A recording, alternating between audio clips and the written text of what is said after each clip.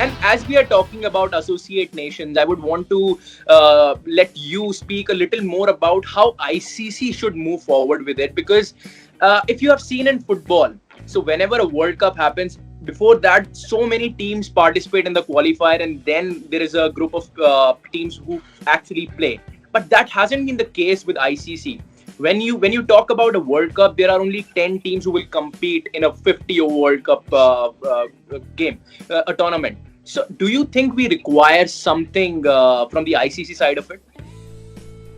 Funny you mentioned this. I spoke to someone recently about this, but I think I understand why there's a 10-team World Cup. Logistically, it's a nightmare because cricket takes a full day to finish, and you're renting the ground for a full day. So logistically, I understand why that was done. You've also got a lot of mismatches, and people won't spend 6 hours at a ground for a mismatch. That I completely understand. But if that's the case, then I believe that every team should qualify.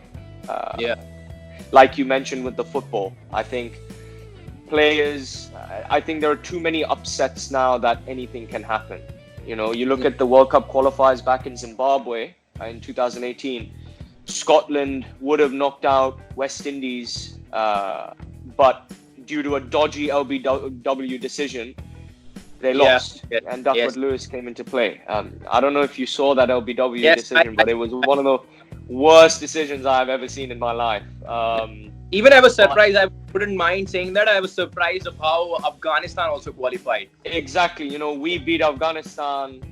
We lose to Nepal. Afghanistan go through, have all the results go their way and qualify. So the margin of error is very small, almost too small. And in cricket, we love underdog stories. God, we love underdog stories, don't we? Yeah. In sport in general, nobody will forget Ireland beating Pakistan back in 2007. Nobody will forget the Dutch beating England at Lords in the T20. Nobody will forget Bangladesh beating India back in 2007. Nobody will forget these things. They're etched in history, and all of us cricket fans, love it. So. Yeah.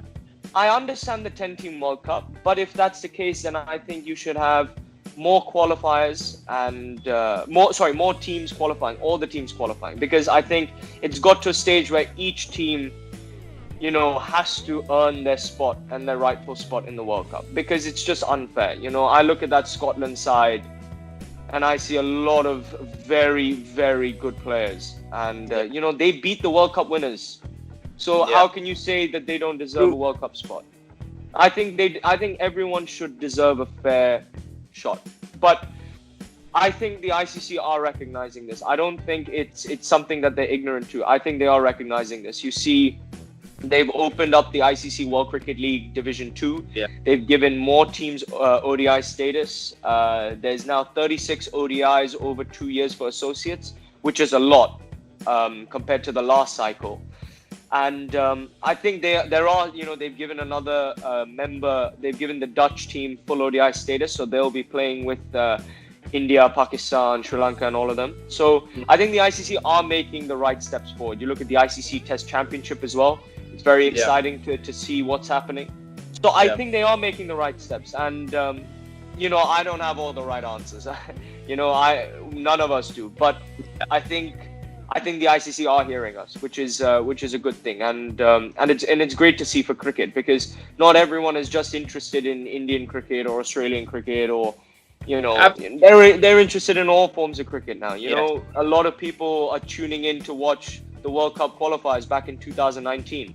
I believe records were broken for the most amount of viewed in a qualifier. So people are showing interest. People just love cricket now rather than loving their nation, which is a really, really good thing to see.